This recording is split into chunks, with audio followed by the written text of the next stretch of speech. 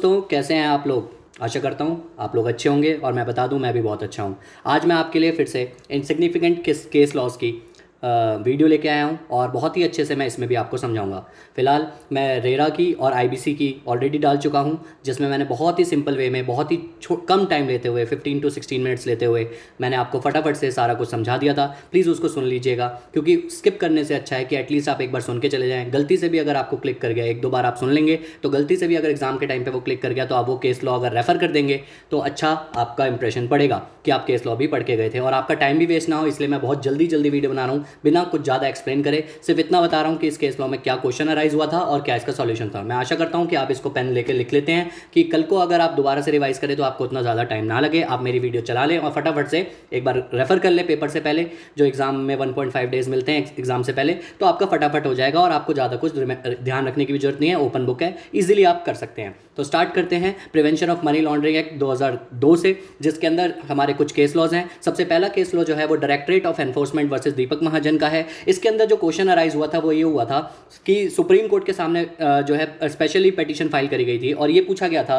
कि enforcement directorate और जो कस्टम ऑफिसर्स होते हैं, क्या उसको हम पुलिस ऑफिसर्स कह सकते हैं for the purpose of arrest.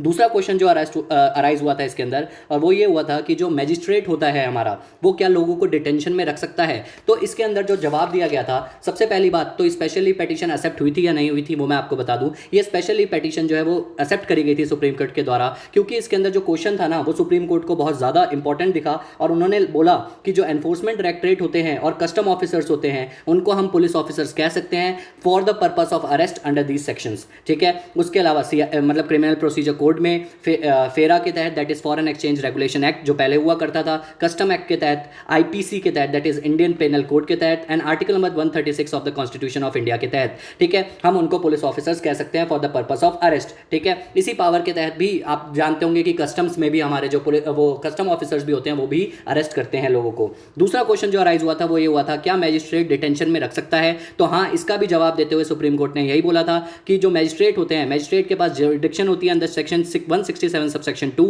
To authorise the detention of the person arrested by the authorised officers of the enforcement under the FERA and taken to the magistrate in compliance of the 35 subsection 2 of FERA. मैं आपको ये बता दूं ये case law बिल्कुल भी important नहीं है, क्योंकि ये बहुत ही पुराने जमाने का है, जो फेरा वगैरह हुआ करता था। लेकिन फिर भी मैंने आपका टाइम बचे इसलिए फटाफट से बता दिया कि कस्टम ऑफिसर्स को और जो एनफोर्समेंट डायरेक्टरेट को for the purpose of arrest जो है पुलिस ऑफिसर माना जाता है और मैजिस्ट्रेट के पास ये पावर होती है कि वो डिटेंशन में रख सके। ऐसा हमने कंपनी लॉ में भी काफ़ी जगह पढ़ा हुआ है कि मैजिस्ट्रेट डिटेंशन में रखता है। ठीक है, दूसरा केस लॉ जो हमारे पास आता है उसका नाम है Messrs PMT machines limited versus the deputy director directorate of enforcement Delhi. इसके अंदर जो केस लॉ जो क्वेश्चन अराइज हुआ था वो ये अराइज हुआ था कि अगर किसी कंपनी का इंसॉल्वेंसी एंड बैंक करप्सी कोड 2016 चल रहा है और मामला में प्रोविजनल अटैचमेंट का ऑर्डर दे दिया गया है, ठीक है, अगर दे दिया गया है तो क्या वो ऐसा कर सकते हैं। तो इसके अंदर जो पर्टिकुलरली केस लॉ जो ये केस था उसी के रेफरेंस में इसका आंसर आईसीए ने भी दिया है और उन्होंने ये बोला कि इसके अंदर जो हमारी प्रोसीड ऑफ क्राइम थी, ठीक है, वो जो प्रोसीड्स ऑफ क्राइम थी और जो प्रॉपर्टी अटैच करने के लिए बोली जा रही है और जो प्रॉपर्टी हमारी आईबीसी के तहत है जिसके बेसिस पे रेजोल्यूशन प्लान करा गया है, रेजोल्यूशन प्लान बनाया जा रहा है, वो दोनों अलग अलग है। तो इसके अंदर जो जवाब दिया गया था वो ये दिया गया था कि अगर किसी कंपनी का आईबीसी चल रहा है या किसी का भी आईबीसी चल रहा है और मामला के प्रोविजंस में अटैचमेंट का बोल दिया, तो जो प्रॉपर्टी प्रोसीड्स ऑफ क्राइम से पहले या प्रोसीड्स ऑफ क्राइम के टाइम की थी ही नहीं तो उसको आप प्रोविजनली अटैच कर सकते हो। प्रोविजनली अटैच नहीं कर सकते उसको, तो आप रेजोल्यूशन प्रोफेशनल के लिए छोड़ सकते हो for the purpose of resolution plan. ठीक है, लेकिन जो प्रोसीड्स ऑफ क्राइम से ली गई थी उस केस में प्रोविजनल अटैचमेंट हो सकती है, क्योंकि प्रोसीड्स ऑफ क्राइम वो बंदा एंजॉय कर रहा था, तो वो सारे लीगल प्रोसीडिंग्स इसके अंदर चलेंगे। ठीक है, तो इसका जो जवाब है मैं आपको बता दूं, आईसीए ने जितने भी इसके अंदर केस लॉस दिए हैं ना वो बहुत वेग तरीके से दिए हैं, तो मैं बेस्ट इंटरप्रिटेशन दे रहा हूं जिसकी वजह जो इसके अंदर लिखा हुआ है उसका पूरा क्रक्स बता रहा हूं। ठीक है, क्योंकि अगर हम एक एक आप किसी भी लिंक पे जाएंगे तो इतने बड़े बड़े ऑर्डर से आप एक एक पढ़ोगे, इतना टाइम भी नहीं है और वो इतना फ्रूटफुल भी नहीं है क्योंकि हमारे पास बाकी के इतने सब्जेक्ट्स हैं। तो मैं सिर्फ आपको ये बता रहा हूं कि इस केस लॉ में क्या था और स्पेसिफिकली क्या बोला गया था। जो इंपॉर्टेंट केस लॉज होंगे वो भी मैं आपको बता दूंगा, जो एक्ट से जुड़ के होंगे और जिसका रेफरेंस मेरे ख्याल से आ सकता है आगे। ठीक है, और तो इस वाले जो केस लॉ में अगर मैं बात करूं तो सिंपल सी चीज़ ये बोली गई थी कि अगर प्रोसीड्स ऑफ क्राइम इन्वॉल्व नहीं है तो उस केस में तो फिर अटैचमेंट की बात ही नहीं उठती, और अगर प्रोसीड्स ऑफ क्राइम इन्वॉल्व है तो अटैच करा जा सकता है। अगर प्रोसीड्स ऑफ क्राइम इन्वॉल्व नहीं है तो आईबीसी के लिए उसको लिया जा सकता है फॉर द रेजोल्यूशन प्लान। ठीक है। थर्ड केस लॉ हमारा आता है बीके सिंह वर्सेस सूरज पाल एट चाचा, ठीक है। इसके अंदर सिंपल सी चीज़ ये बोली गई थी। इसके अंदर केस लॉ में आपको बता दूं, कुछ लोग थे जो हमारे जो क्या करते थे, सलमान भाई की तरह थे कह लो आप, जो हमारे वहाँ जाके फॉरेस्ट वगैरह में जाके और जानवरों को मारते थे। तो उस केस में क्या हुआ, फॉरेस्ट डिपार्टमेंट गया और तो दिल्ली पुलिस क्राइम ब्रांच जो है फॉरेस्ट डिपार्टमेंट की गई और उनके घर में छानबीन करी। अब उनके घर में जब छानबीन करी तो टाइगर के कुछ पार्ट्स मिले, टाइगर के नेल्स मिले और कुछ कैश भी मिला, जो 52,60,000 रुपीज़ का कैश मिला। तो उस केस में क्या हुआ, वाइल्ड लाइफ के अंदर तो इनको फंसाया ही गया, उसके तहत तो इनके ऊपर उचित कार्रवाई हुई, साथ में इनके अंदर जो पामला के तहत भी उचित कार्रवाई हुई और सेक्शन नंबर 3 के हिसाब से इनको गिल्टी पाया गया और इनके ऊपर जो है पेनल्टी लगाई गई पामला एक्ट के हिसाब से भी। तो ये केस लॉ भी आपके लिए बिल्कुल भी इंपॉर्टेंट नहीं है। बस सिंपल सी बात ये थी कि क्या इसके दौरान, वाइल्ड लाइफ के दौरान जो पैसे मिले उसके तहत पामला स्टार्ट किया जा सकता है, बिल्कुल किया जा सकता है, इसमें कोई दोहराई नहीं है। पामला हमारा हर उस चीज़ के लिए लगाया जा सकता है जहां पर आपने गलत तरीके से पैसा कमाया है और इनकम टैक्स को नहीं बताया होगा, ऑब्वियस फैक्ट, आपने मर्डर किया हो किसी का या फॉर एग्जांपल आपने ड्रग्स बेचे हो, तो आप अगर उससे पैसा कमाते हो तो उसको अटैच करने की पूरी पावर होती है। उससे अगर कोई प्रोसीड्स ऑफ क्राइम खरीदे जाते हैं या कैश भी होता है तो भी उसको अटैच करने की पावर एनफोर्समेंट डायरेक्टरेट के पास होती है, चाहे डायरेक्टली एनफोर्समेंट डायरेक्टरेट को मिले या कोई और ऑफिसर, किसी और डिपार्टमेंट का ऑफिसर एक दूसरे के साथ इंफॉर्मेशन शेयर करके बताएं। तो इस केस लॉ में यही था। फोर्थ केस लॉ हमारा यह आता है Chhagan Chandrakant Bhujbal versus union of India and others. इस केस लॉ में यह था कि जो हमारे ये लोग जो पकड़ने जाते हैं, मतलब ये केस लो थोड़ा बड़ा था तो आप ध्यान से सुनिएगा। इसके अंदर पहला क्वेश्चन जो अराइज हुआ था वो ये अराइज हुआ था कि जो भी हमारे ऑफेंसेस होते हैं, जो हमारे पामला के ऑफेंसेस होते हैं, आप सबको पता होगा सेक्शन नंबर 45 में बोला गया था कि cognizable and non bailable offences होते हैं। तो इसके अंदर ये क्वेश्चन अराइज हुआ था, क्या cognizable and non bailable offences के अंदर जब हम इनको विदाउट वारंट अरेस्ट करने जाते हैं, तो क्या विदाउट वारंट अरेस्ट करने जाते हैं तो FIR की जरूरत होती है क्या? तो यहां पर कोर्ट का फैसला ये आया था कि FIR की जरूरत नहीं होती, सिर्फ on the basis of the material जो उनके पास पोजीशन में होते हैं उसी के बेसिस पे वो फैसला लिया जा सकता है कि इनको अरेस्ट करना है और इन्होंने पामला के तहत ऑफेंस किया है जो कि cognizable and non bailable offence है, ठीक है। उसके तहत आपको मैं बता दूं, इसके अलावा इसके अंदर एक चीज और है जो आपको ध्यान रखनी है। दूसरी बात जो इसके अंदर ये बोली गई थी और ये बोली गई थी कि क्या ग्राउंड्स बताने जरूरी हैं, मतलब FIR नहीं हुई चलो कोई बात नहीं, क्या जिसको हम अरेस्ट करने जा रहे हैं इस सेक्शन नंबर 45, सेक्शन नंबर 19 के तहत, और सेक्शन नंबर 45 में ये बताया गया था कि ये cognizable and non bailable offence है। सेक्शन नंबर 19 में ये पावर दी गई थी कि अरेस्ट किया जा सकता है अगर कोई पामला में होता है तो, ठीक है, पामला के तहत किसी ने गलत काम किया होता है तो उसको ग्राउंड बताने हैं या नहीं। तो ऐसा फैसला दिया गया था कि ग्राउंड जरूर बताने हैं, किसी भी बंदे को अगर हम अरेस्ट करते हैं तो उसको ग्राउंड्स जरूर बताने हैं। तो मतलब क्रक्स ये निकला कि FIR लिखने की जरूरत नहीं है, दूसरा ग्राउंड्स बताने हैं कि क्यों अरेस्ट किया जा रहा है, और तीसरा इसके अंदर ये बोला गया था उस बंदे ने जिसने केस किया था उसने ये दलील रखी थी कि जो असिस्टेंट डायरेक्टर होते हैं या एनफोर्समेंट डायरेक्टरेट होते हैं उनके पास पावर नहीं होती, वो कंपिटेंट अथॉरिटीज नहीं होते कि अरेस्ट करें वो। तो ऐसा बोला गया था कोर्ट के द्वारा कि इन लोगों को सेंट्रल गवर्नमेंट की कोई भी उसकी जरूरत नहीं होती, अथॉरिटी की जरूरत नहीं होती for the purpose of arrest. जो हमारे असिस्टेंट डायरेक्टर्स होते हैं और डायरेक्टरेट ऑफ एनफोर्समेंट होते हैं जिनको पावर्स दी गई है, ठीक है, पामला एक्ट ने पावर दे रखी है कि वो लोग अरेस्ट कर सकते हैं, तो उनको कोई भी स्पेशल रिक्वायरमेंट नहीं है कि सेंट्रल गवर्नमेंट से परमिशन ले,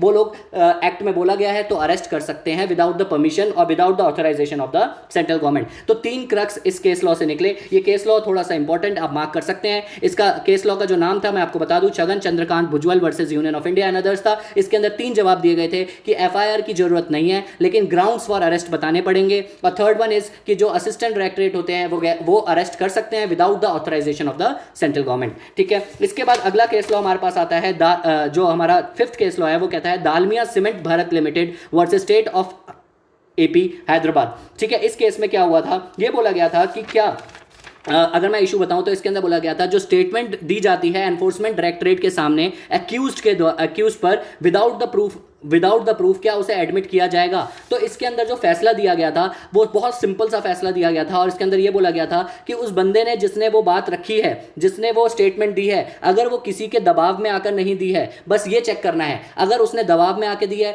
तो वो स्टेटमेंट को ट्रू नहीं माना जाएगा, उस स्टेटमेंट को एक्सेप्ट नहीं किया जाएगा। अगर उसने किसी के दबाव में आके वो स्टेटमेंट नहीं दी है तो उस जो भी वो बोलेगा उसको ठीक मान लिया जाएगा, उसको सच मान लिया जाएगा। तो बहुत सिंपल सी बात ये बोली गई कि बस ये चेक करना है अथॉरिटीज को कि उसने जो स्टेटमेंट दी है वो किसी के दबाव में आके तो नहीं दी। अगर दबाव में आके नहीं दी है तो जो भी वो बोल रहा है बिल्कुल सही बोल रहा है, आपको कुछ करने की जरूरत नहीं है, उसकी बात को सच मान लेना है।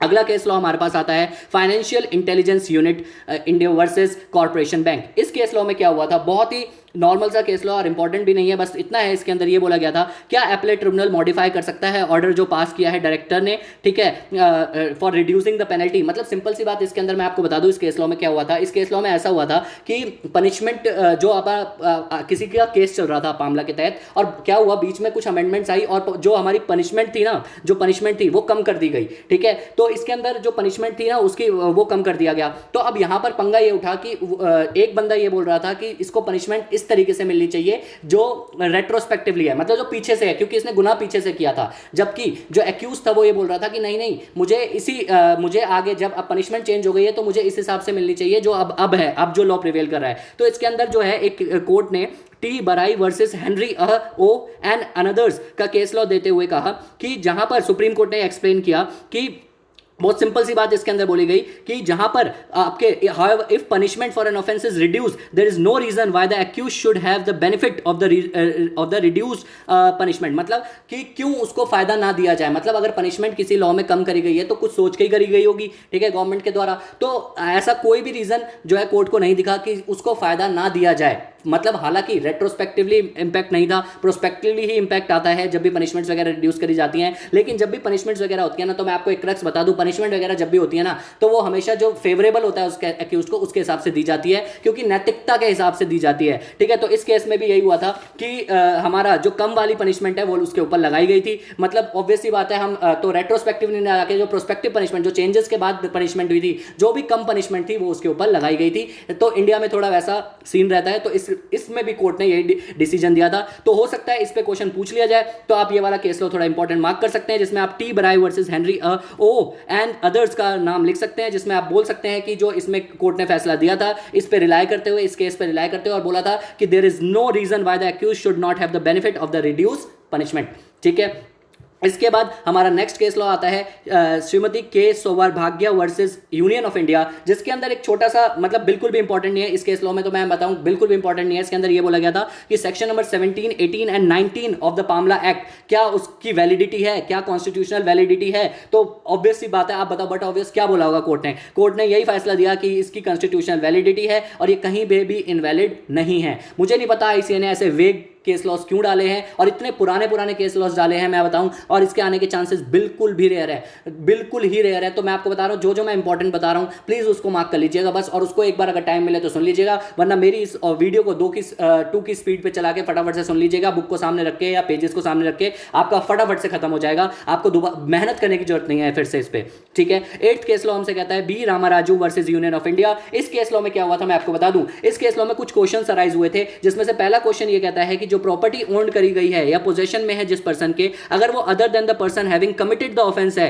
तो क्या उसकी भी लायबिलिटी बनेगी? तो बिल्कुल इसके अंदर जवाब भी कोर्ट ने यही दिया था कि अगर किसी बंदे ने अपनी प्रॉपर्टी रखी भी है, मतलब भले ही वो एक्यूज ना हो, अगर उसने साथ भी दिया है तो वो भी लायबल रहेगा। जैसे सेक्शन नंबर 3 ऑफ, अगर आप मनी लॉन्ड्रिंग की डेफिनेशन पढ़ते हैं तो वहां पर भी यही बोला गया है कि अगर कोई आदमी साथ भी देता है तो वो भी उतना ही एक्यूज माना जाता है जितना जिसने करा है वो एक्यूज है, ठीक है। दूसरा क्वेश्चन ये अराइज होता है कि whether the provisions of section number 5 were applicable to the property acquired prior to the enforcement of the provision, and if so whether the provision is invalid for the retrospective penalisation. Section number 5 जो है वो उसके बारे में बात करता है जहां पर आप प्रोविजनल अटैचमेंट करते हैं प्रॉपर्टी की, ठीक है। तो यहां पर ये बोला गया कि जब पहले क्या हुआ था, अमेंडमेंट से पहले क्या था, मतलब ये 2011 का केस है, अगर मैं आपको दिखाऊं तो 2011 के आसपास के केस हैं, तो उस टाइम अटैचमेंट के बारे में कुछ और बातें थी प्रोविजनल अटैचमेंट के बारे में। तो कहता है क्या सेक्शन नंबर 5 एप्लीकेबल होगा रेट्रोस्पेक्टिवली अगर किसी ने गुनाह पहले से ही कर रखा था और बाद में ये प्रोविजन आया प्रोविजनल अटैचमेंट का। तो कोर्ट ने यही बोला था यस, प्रोविजनली अटैच करी जा सकती है प्रॉपर्टी, ठीक है, भले ही बाद में क्यों ना आया हो, रेट्रोस्पेक्टिवली माना जाएगा अगर वो प्रॉपर्टी प्रोसीड्स ऑफ क्राइम से ली गई है तो, ठीक है। इसके अलावा इसके अंदर कोई और क्वेश्चन नहीं है जो बहुत इंपॉर्टेंट हो, बस सिंपल सी बात ये बोलेगी कि सेक्शन नंबर 23 जो है वैलिड है, कॉन्स्टिट्यूशनल वैलिडिटी है, और बस यही सीन था इसके अंदर। जो 2 इंपॉर्टेंट क्वेश्चंस थे उसके बारे में मैंने आपको बता दिया। अगला केस लॉ आता है जेस सेकर एंड अदर्स वर्सेस ईडी। इसके अंदर बहुत सिंपल सी चीज ये बोली गई थी कि क्या सेक्शन नंबर 5 जो हमने अभी पढ़ा, जो प्रोविजनल अटैचमेंट वाली बात मैंने बताई, क्या उसकी कॉन्स्टिट्यूशनली वैलिडिटी है क्या, और इसके अंदर जो क्वेश्चन अराइज हुआ था वो एक तो ये हुआ था कि क्या कॉन्स्टिट्यूशनल वैलिड है वो प्रोविजनल अटैच करना, और दूसरा क्या वो article number 14 of the constitution of India को वायलेट तो नहीं करता। आर्टिकल नंबर 14 है राइट ऑफ इक्वालिटी, कहता है राइट टू इक्वालिटी को तो वो नहीं करता। तो यहाँ पर क्या किया गया था, यहाँ पर सिंपल सी बात करी गई थी, ये जो पिटीशन फाइल हुई थी ना उसी को रिजेक्ट कर दी गई थी। ये जो नेगेटिविट का मतलब होता है, इसका मतलब यही होता है कि रिजेक्ट कर दी गई थी आपकी जो फाइल करी गई थी। तो इसके अंदर सिर्फ इतना याद रखना कि section number 5 is constitutionally valid and article number 14 को वो वायलेट नहीं करता था और यहाँ पर पिटीशन ही कैंसिल कर दी गई थी। इसके अंदर इतने इंपॉर्टेंट केस लॉज नहीं थे। मैं आपको बता दूं आईसीए ने पता नहीं क्यों ऐसे पुराने केस लॉज डाल दिए हैं और किसी का भी क्रक्स या कंक्लूजन नहीं दिया है। तो मैंने जो बताया, जहां जो इंपॉर्टेंट बताया, प्लीज सिर्फ उसी का ध्यान रखिए, बाकी किसी को ध्यान नहीं रखेंगे तो भी चलेगा। तो इंपॉर्टेंट मार्क करने के लिए मैं आपको बता दूं, एक तो सेकंड केस लॉ मार्क कर सकते हैं आप important, fourth case law important mark कर सकते हैं आप, ठीक है। उसके अलावा आप fifth case law important marks कर सकते हैं, उसके अलावा sixth case law important mark कर सकते हैं एंड बस नथिंग एल्स। ओके, आशा करता हूँ आपको पसंद आया होगा। अगर आया है तो लाइक करिएगा, सब्सक्राइब करिएगा and thank you so much for all the support and love you all the best for your exams.